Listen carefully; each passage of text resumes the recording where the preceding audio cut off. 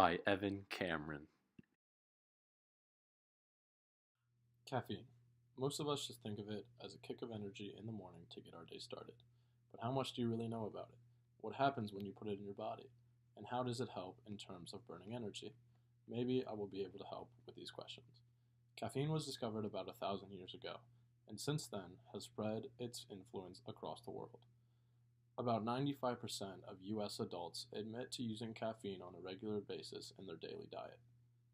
It is commonly found in teas, coffee, soft drinks, energy drinks, chocolate, and caffeine pills. Over the past decade or so, researchers have come out with several studies looking into the effects of caffeine on sports and athletic abilities during and after competition. Once in the bloodstream, caffeine quickly affects one's central nervous system. To be more specific, it enhances reaction time, increases mental acuity and focus. It also reduces one's perception and sensation of fatigue, tiring, pain, and stress. Apart from its effect on the brain, caffeine also plays a vital role in sports performance by affecting the body.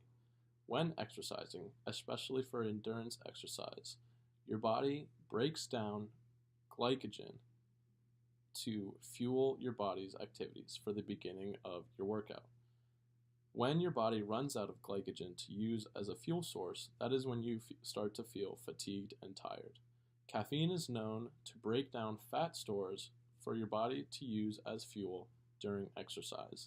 This means that instead of burning so much glycogen, your body can turn to fat to burn during exercise.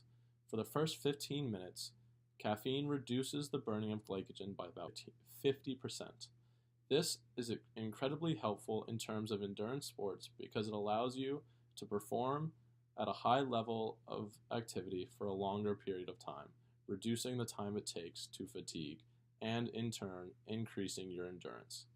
Therefore, when put together with its effects on the brain, caffeine proves to be an incredibly important part of boosting one's endurance for sports such as cycling, swimming, and running.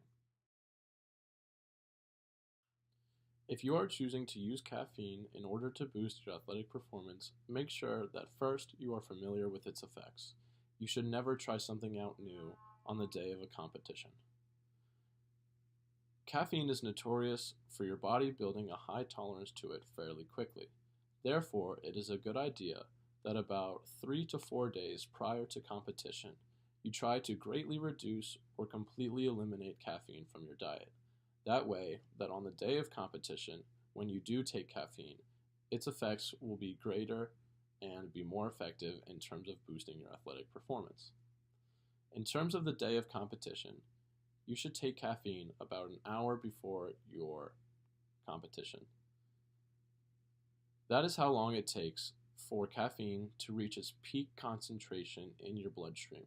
It will then have a greater effect on your brain and on your muscles and on your fat stores after about an hour.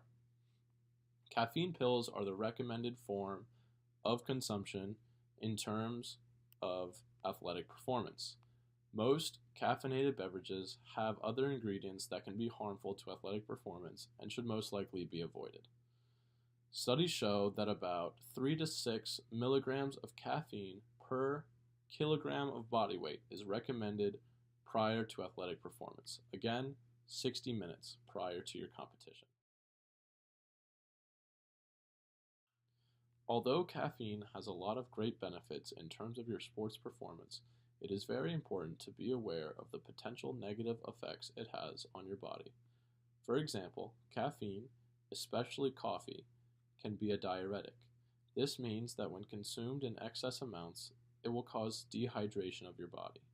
It is important to make sure that you are consistently taking in a lot of fluids when consuming caffeine and maintaining good hydration levels. Also, if you are consuming caffeine on a regular basis and suddenly stop, there is a chance that you will undergo caffeine withdrawal. This means that your body has gotten so used to consuming caffeine that when you cease to consume it, it craves it and causes other bad side effects. For example, Caffeine withdrawal may include headaches, anxiety, difficulty focusing, mood swings, and fatigue. Obviously, these will have a negative effect on your performance.